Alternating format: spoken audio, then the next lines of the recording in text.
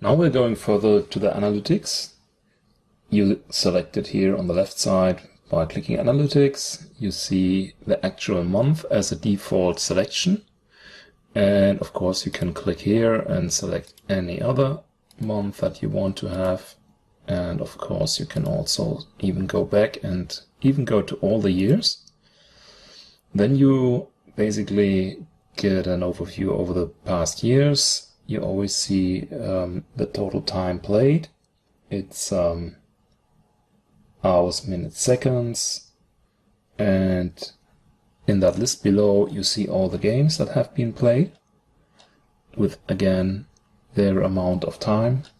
Classic is special for squash, meaning classic squash settings like feedback or tournament.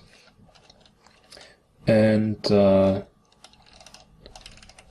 when you scroll up, this selection lets you basically select a month. But if you are, for example, again in this mode, you can drill down into certain years. For example, let's go down here in 2019 by just clicking on that. Now you notice that this back button has appeared, so whenever you click this, you get back to the upper level. And let's drill down again to 2019. For example, we are interested now in the May of 2019, and now we have all the days. The list below here is accordingly updated every time, and above here you see the total time in that time selection. Now we can, for example, go onto this day, and now we see the several blocks of hours during that day that have been active, reported to the statistics. Again, we have the list down here, and now we can go all the way back up using this button until we are in the upper level. So this is a very direct and easy way to find certain times. Of course, if you need it more specific, like for example having a certain week selected, you can go and use these date time pickers here. And you can start, for example, here on this Monday, and then you go, of course it's a little bit more work to select something here. So this is that week, and we go to this one. So now we have exactly that week picked from 4th to 7th and have the selection over here.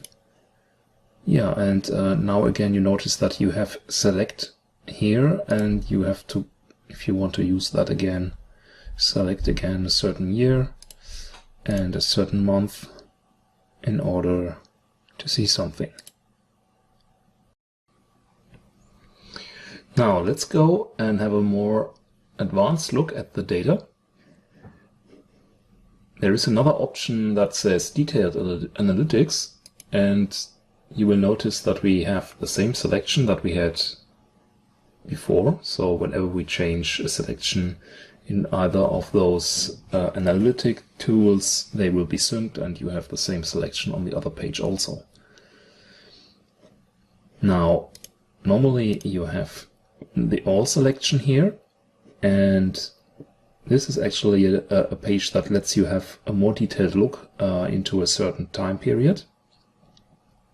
For example, here we see now the time period of February 2020, and we have all the days again with the game duration and number of games counted. This is a demand that actually came from certain event types where people wanted to see exactly the usage of certain games and of certain days. So, and even we have, if you scroll down in this graph, even more details, as we will see further on. We have the listing of all the games nicely in a Pareto, similar to the list in the analytics, the normal analytics. And again, we have game duration and game count, both shown in this graph. Now, if we want to have a certain game selected, for example, we go, what's interesting here? Let's go for darts.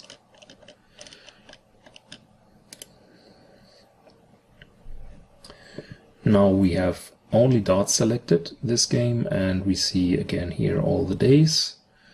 And now it's interesting that we have something like a high score listing here, where we have the score in this game for this game in all those days, and have like especially a high score ranking and the names listed on this special day. So whenever there was something where people were registered with their name on the system, you will have a certain high score ranking in that day, or let's say amongst that period that you've selected. Then we have the group by selector. Here you can select whether you want to have the resolution of these bars in hour, day, month, year.